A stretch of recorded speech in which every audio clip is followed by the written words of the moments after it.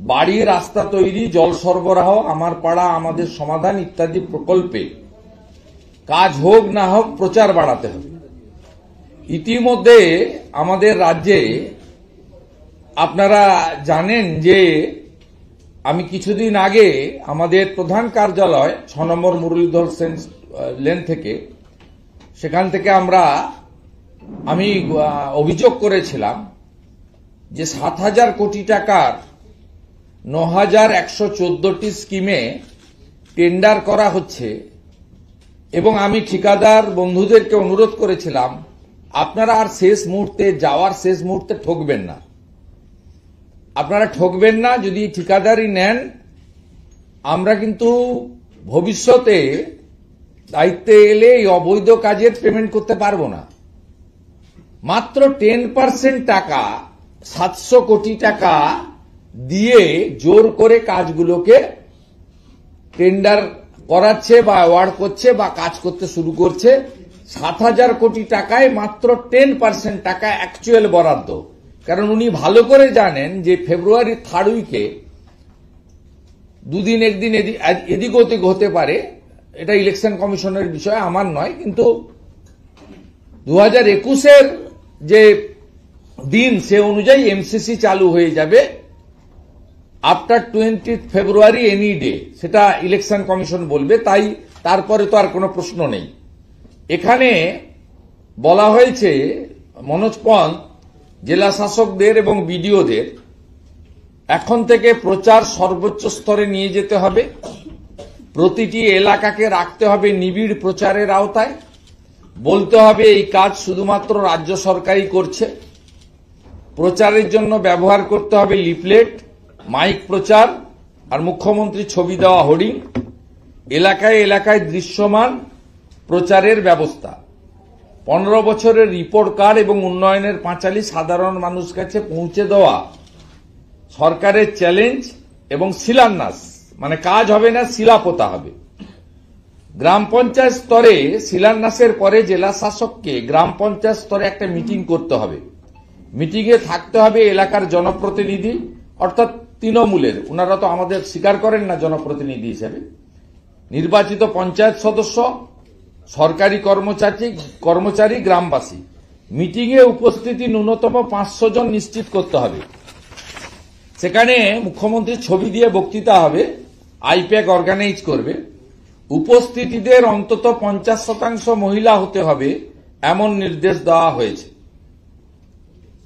এই প্রচার করে শিলা পোতার একটা কর্মযজ্ঞ শুরু হতে চলেছে। এইটা আমি পর্দাটা ফাঁস করলাম। গোটা পশ্চিমবাংলার মানুষকে বলবো, মিটিংগুলোয় গিয়ে চাকরি, মুখ্যমন্ত্রী বলেছেন কয়েকদিন আগে যে আমি 2 কোটি চাকরি দিয়েছি, তালিকা দেখতে চাইবেন। নরেন্দ্র মোদীজির সরকার 40 লক্ষ বাড়ি দিয়েছে 30,000 কোটি টাকার।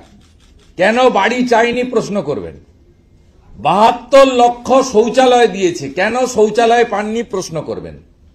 8,000 কোটি টাকা নলে জলের জন্য টাকা দিয়েছেন, হার ঘর নল সে জল, জল জীবন মিশন। কেন আপনাদের বাড়িতে জল পৌঁছায়নি তার প্রশ্ন করবেন আপনারা। কেন 1 teacher, no teacher, 2 teacher school চলছে, স্কুল এত বন্ধ হয়ে গেল তার প্রশ্ন করবেন আপনারা। প্রশ্ন করবেন 6 মে 2025 উচ্চ মাধ্যমিকের রেজাল্ট বেরোনোর 3 মাস পরে কেন ভর্তি হয়েছে, কেন জয়েন্টের সবচেয়ে শেষে পশ্চিমবঙ্গের রেজাল্ট বের করানো হয়েছে, কেন গত 1 বছরে 8,200 স্কুল বন্ধ করা হয়েছে, রতন টাটার টাটা কোম্পানি সহ 6,888 শিল্প কেন মমতা ব্যানার্জির সময় তাড়ানো হয়েছে, কেন মহিলাদের রাত্রে বেরোনো যাবে না মুখ্যমন্ত্রী নির্দেশ দিয়েছিলেন, কেন অভয়া মতো ঘটনা আজও ঘটে, কেন দুর্গাপুর আইপিসিটিতে মেডিকেলের ছাত্রীকে গ্যাং রেপ হতে হয়, এসব প্রশ্ন আপনারা গিয়ে জেলা শাসকদেরকে করুন। জিজ্ঞেস করুন মাতা কালীকে কাকদ্বীপে প্রিজন ভ্যানে উঠতে হয় কেন, জিজ্ঞেস করুন বিতর্কিত বাবরের নামে ধর্মীয় প্রতিষ্ঠান করলে অনুমোদন লাগে না, আর দুর্গা পূজা, কালী পুজো, সরস্বতী পুজো করতে গেলে কেন কোর্টে যেতে হয়? এই প্রশ্নগুলো করার জন্য পশ্চিমবাংলার জনগণকে এই হাট সভা, উঠান সভা, প্রচার সভা, শিলাপুতার সভাতে করার জন্য আবেদন করার কথাই আমি বললাম। দ্বিতীয় গুরুত্বপূর্ণ বিষয়, আপনারা জানেন যে আমরা কখনোই মানরেগার বিরোধী নই, কাজ চালু হোক। কিন্তু প্রথম থেকে ভারতীয় জনতা পার্টির স্ট্যান্ড ছিল যে পরিচ্ছন্নভাবে চালু হোক, ভুয়া জব কার্ড বাতিল হোক, এবং আধারের সঙ্গে জব কার্ড লিঙ্ক করতে গিয়ে 1,25,00,000 কার্ড আগেই বাদ হয়েছে, আপনারা জানেন। এবং বাংলাদেশের লোকের অ্যাকাউন্টেও, বাংলাদেশি মুসলিম অনুপ্রবেশকারীর অ্যাকাউন্টেও জব কার্ডের টাকা গেছে। কংগ্রেসের সরকার 2004 থেকে 14 মানরেগাতে দিয়েছে 14,000 কোটি টাকার বেশি পশ্চিমবঙ্গ সরকারকে। নরেন্দ্র মোদীজির নেতৃত্বে এনডিএ সরকার 2014 থেকে 2022 চুরি ধরা পড়ার পরে সাময়িক বন্ধ ছিল কাজ, তাতে দিয়েছেন মোদীজির সরকার 54,600 বেশি কোটি টাকার বেশি। অর্থাৎ 14,000 কোটি টাকা কংগ্রেসের আমলে, যার পার্ট ছিলেন মমতা ব্যানার্জি 3 বছর, আর মোদীজির আমলে 54,000 কোটি টাকা মানরেগাতে দিয়েছে 14 থেকে 22-এর 31 ডিসেম্বর পর্যন্ত। আমাদের বক্তব্য, হাইকোর্টও যা বলেছে খারাপ কিছু বলেনি, বলেছে ফেক এবং জেনুইন সেগ্রিগেট করুন, তারপরে জেনুইন লোকেদের কাজ দিন। সুপ্রিম কোর্টও কার্যত তাই বলেছে, হাইকোর্টের অর্ডারকে কন্টিনিউ করতে বলেছে। এবং হাইকোর্টের, সুপ্রিম কোর্টের অর্ডার নিয়ে আমাদের কোনো বক্তব্য নেই, কিন্তু আমি আজকে আপনাকে একটা তথ্য তুলে ধরছি, আপ টু ডেট তথ্য। এটা রাত্রি 12টার সময় প্রত্যেকদিন আপডেট হয়ে যায়। সেটা হচ্ছে, এখন ভারত সরকারের নির্দেশে নো ইয়োর কাস্টমার আমাদের, অর্থাৎ আধারের সঙ্গে জব কার্ডকে লিঙ্ক করতে বলেছে পোর্টালে। দেখুন কি ভয়ঙ্কর চিত্র, কত অবৈধ অনুপ্রবেশকারী এবং ভুয়া জব কার্ড পশ্চিমবঙ্গে আছে। দেখুন, এখনো পর্যন্ত 2,56,38,503, মানে আগে আধারের সঙ্গে জব কার্ডের লিঙ্ক করতে গিয়েই 1 কোটির বেশি বাদ গেছিল। বর্তমানে বাদ দেওয়ার পরে 2,56,38,503, এর মধ্যে সাকসেসফুলি অথেন্টিকেশন হয়েছে 1,60,97,695, এবং গোটা ভারতবর্ষের নিরিখে সবচেয়ে লোয়েস্ট 62.9%। বিরাট অ্যামাউন্ট, বিরাট সংখ্যক জব কার্ড যে ভুয়া, একদম ডিস্ট্রিক্ট ওয়াইজ।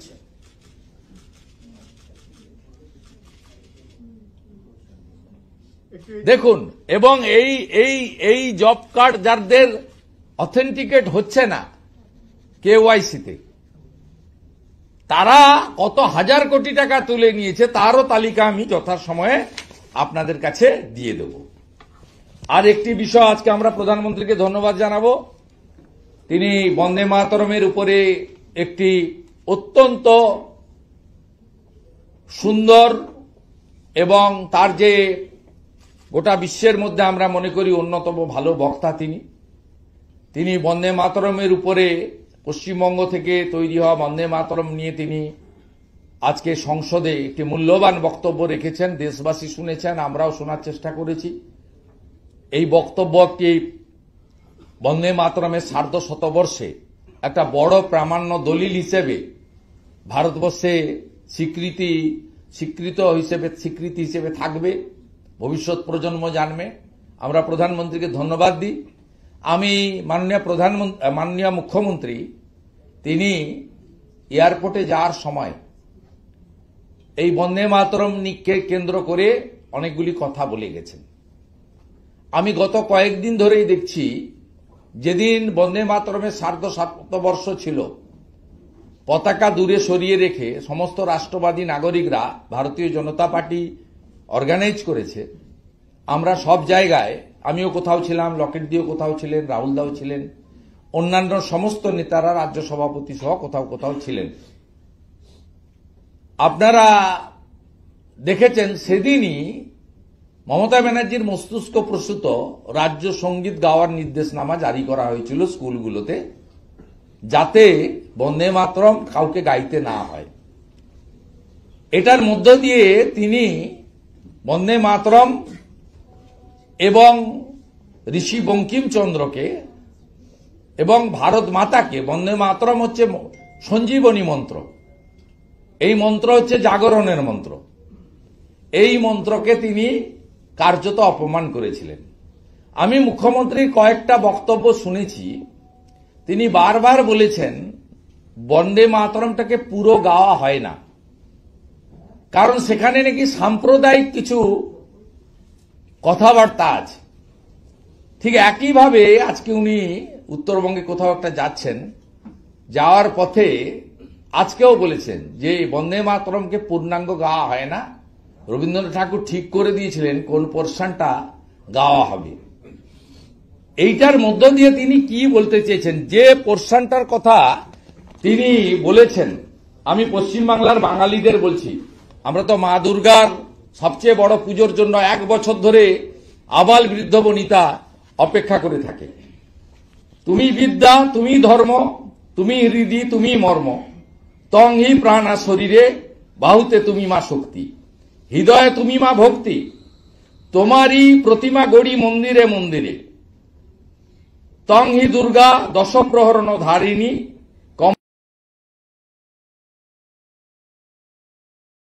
কমলা কমল দলবিহারিণী। এই যে বন্দে মাতরমের পূর্ণাঙ্গ অংশ, মা দুর্গার আরাধনা করা, মা দুর্গা শুধু সনাতনী আরাধ্য দেবী নন, মা দুর্গা শক্তির এক শক্তি এবং আমাদের প্রেরণার আরাধ্য দেবী। তাই দুর্গোৎসবকে শারদোৎসবও বলা হয়, যাতে সর্বধর্ম সর্ববর্ণ এই উৎসবে সামিল হয়। আপনি কি বলতে চেয়েছেন? মন্দির মন্দির মা দুর্গা দশপ্রধারিণী, দুর্গতি নাশিনী, এই কথাগুলোর মধ্যে তুমি মা ভক্তি, তুমি মা শক্তি, এই কথাগুলো সাম্প্রদায়িক কথা। এই মহিলাকে আপনি বাঙালি বলবেন? এই মহিলাকে আপনি হিন্দু বলবেন? আরো ভালো ভালো খবর দেখতে সাবস্ক্রাইব করুন বাংলা হান্টের ইউটিউব। এবারে যেখানে যাবেন বাংলা হান্টের আরো খবর দেখতে নজর রাখুন। বাংলা খবর মানেই বাংলা হান্ট।